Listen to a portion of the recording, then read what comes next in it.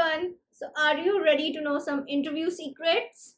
Well, today I'm going to discuss something related to business communication and speaking skills required in an interview. Also, I'm going to tell you three things that you need to avoid doing at any interview. So, three mistakes that most of the people make. I'm going to tell you that, and everything that I have discussed about your speaking skills, your communication, it is going to be included in these three mistakes that people make.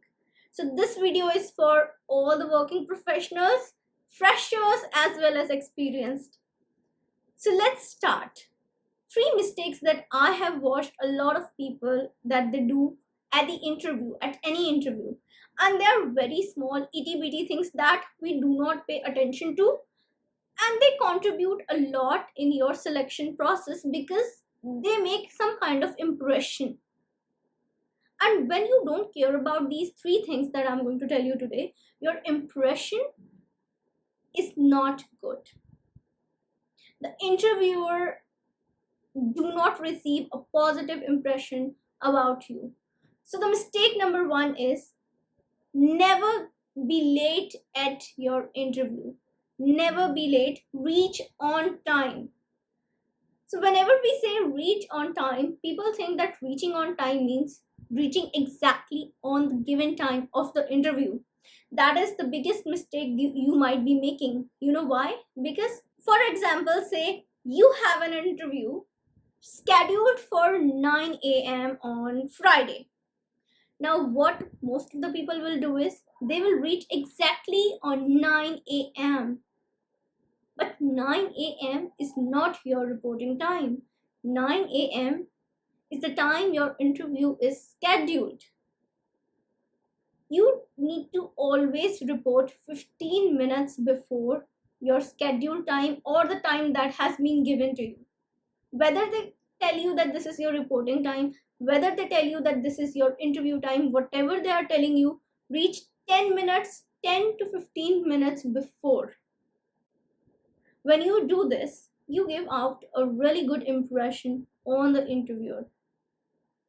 That means that you are a responsible person and you have time management skills. Automatically, you are describing your skills through your action. You don't have to say it.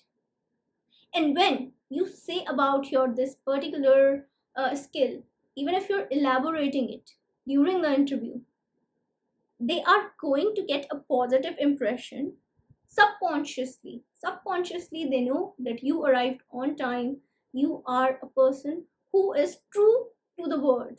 Whatever you're saying, that's true. You have already shown them that kind of quality that yes, you can manage time. And time management is a highly valuable skill in today's world. In any profession, whether you go to any profession, whether it's being a doctor, a lawyer, a teacher, in the corporate world, wherever you're going, time management skills, they are required, and people who can manage time, they become the leaders. So always reach 10 to 15 minutes before your scheduled time. So now the mistake number two, that is related to your speaking skills. Something related to your speaking skills and the way you answer your questions during an interview. And that is bragging about yourself. So do not brag about yourself. Do not brag about yourself. What is bragging? Bragging is when you are continuously saying things about yourself in your praise and you have this overconfident, arrogant kind of attitude about it. That's called bragging. And do you know what? You might be bragging without intentionally doing it. You might be surprised after hearing this. I can understand, but the interviewer will not be able to understand. I can understand why, because I know it is difficult for you to sit there in an interview because you are judged two ways. First of all, you have to speak in English.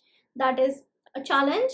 And then another one is that you're facing the interviewer panel and you have to clear that interview.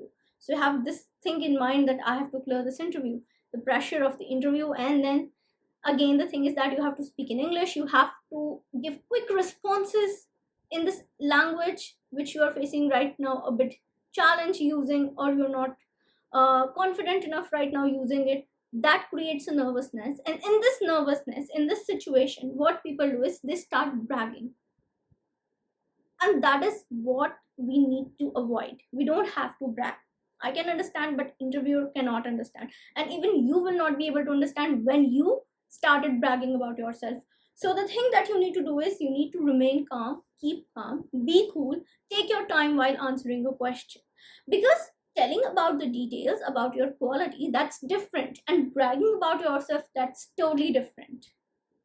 So bragging means that you don't care about anybody, you don't respect anybody. You're just telling about yourself and what you think is right or wrong.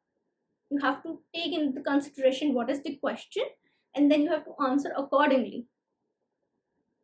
Answer whatever is asked. That's it. And try to present things in such a way that interviewer, he or she, they are themselves, they are themselves, they want to ask you that kind of question, they want to ask more about you. Give them hints in between. They'll have this kind of compulsion from inside, they'll feel like they want to ask you the question, so make them ask questions about yourself rather than bragging. That's the thing that you need to do. And be calm, it's okay. Speak simple English. If you're finding it difficult to speak in English, I would suggest speak simple English during the interview, and this is going to help you a lot. Mistake number three is to dress in formals or properly, whatever is the dress code. The formal dress code can be different according to the profession, in whatever profession you are. So you have to take care about your profession, and you have to see what kind of clothing you are required to wear. It should be formals or it should be business wear. You cannot go into an interview in semi casual or wearing casual clothes. That's wrong. You cannot do that. Somewhere where Indian attire is not required, you cannot go in Indian attire, and somewhere it is not acceptable to come in casual or Western wear, you cannot go there in Western wear. You have to think about it.